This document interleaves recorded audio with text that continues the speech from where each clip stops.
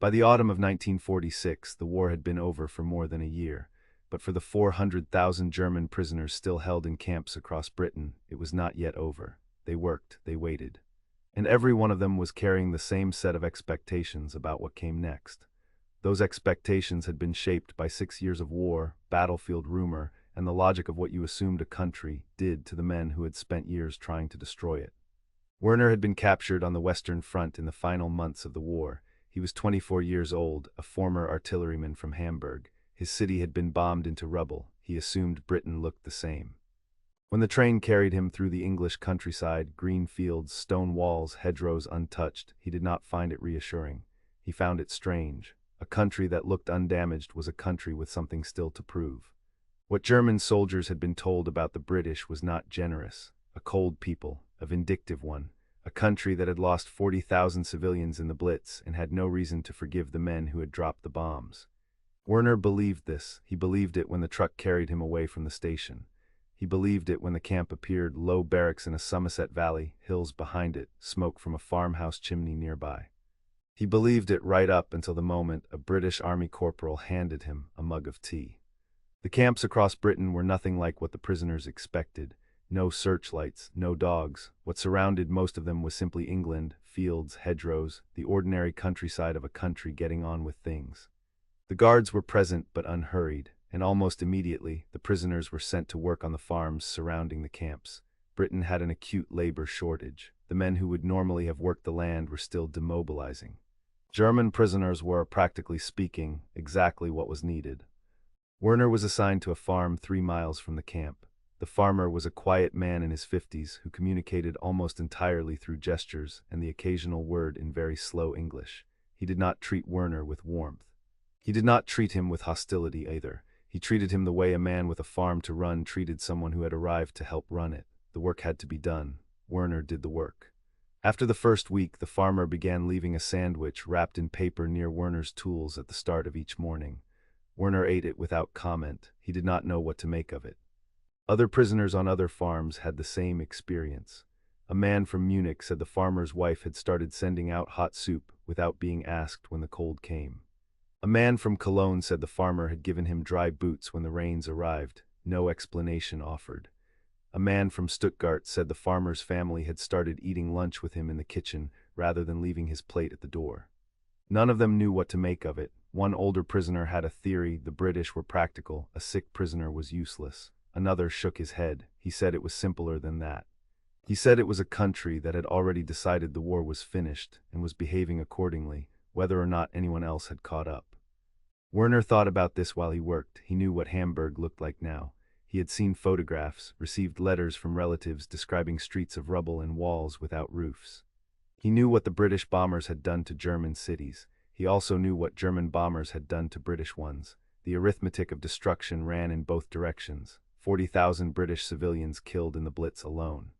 Liverpool, Coventry, London, cities hit night after night by the same Air Force Werner had served.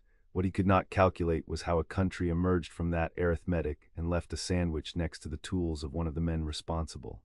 He turned it over while he worked. He could not find a satisfying answer. He kept working. In November 1946, an announcement was made in the camps. From Christmas, British civilians would be officially permitted to invite German prisoners into their homes. The response among the prisoners was not relief, it was suspicion. Several men in Werner's barracks concluded it was a propaganda exercise, photographs of happy Germans at British tables for the newspapers. One man said flatly he would not go. Another said he would go only to get a proper meal. Werner said nothing. He folded the announcement and went back to work. 2 days later, the farmer's wife handed him a note. It was written in careful block letters. It said, "You are welcome at our table on Christmas Day if you would like to come." He went. On Christmas morning, a guard walked him to the farmhouse door and said he would be back at 5. The farmer opened the door. The house smelled of roasting meat and something Werner could not identify. Paper decorations hung from the ceiling. A small tree stood in the corner, a fire in the grate. The farmer's wife was at the stove. 2 adult children were there, a son and a daughter. They looked at Werner the way people look at someone they are not quite sure how to speak to. Then the daughter pulled out a chair at the table and said, "Sit down." Werner sat at that table for 4 hours. Roast beef, roast potatoes, something called Christmas pudding that he had never seen before and did not entirely understand. He and the farmer's son were the same age. They communicated in fragments, a few English words, a few German ones, a great deal of pointing. At one point the farmer poured Werner a glass and raised his own. He said a single word Werner did not recognize. Werner raised his glass back, the farmer nodded. What Werner could not stop thinking about, sitting at that table, was the gap between what had happened and what was happening now. The farmer had lost a brother in North Africa. Werner did not know this yet, he would learn it later. The farmer's wife had spent 2 nights in a shelter during the Coventry raids of 1940. Werner did not know this either, he knew only what he could see. A family in a warm house who had looked at the man responsible for some part of what they had been through and pulled out a chair and said, "Sit down." By spring 1947, the restrictions were almost entirely gone. Prisoners could leave camp unescorted, walk into the village, go to the pub, attend the church service, sit in the cinema. The first time Werner walked into the village pub alone, he stood in the doorway for a moment. The barman looked at him. Then he looked at the room and said, in a voice that carried no particular weight, "What'll you have?" Werner sat down. Someone put a dart in his hand. He played 3 games, he lost all of them. 25,000 German former prisoners chose not to be repatriated. They stayed, they found work, they married British women. When the ban on relationships was officially lifted, 796 marriages took place almost immediately. Not tentatively, almost immediately. The country they had come to as prisoners in uniforms became the country where they bought houses, buried their parents, watched grandchildren grow up. The country they had spent years bombing became, for a significant number of them, the only country they ever wanted to call home. Werner was one of those who stayed. He worked for the same farmer for 2 more years, then found work in a nearby town. He sent money back to Hamburg while his family rebuilt. He learned English slowly and then well. He went back to Germany once in 1952 to see what remained. He came back to England and did not go again.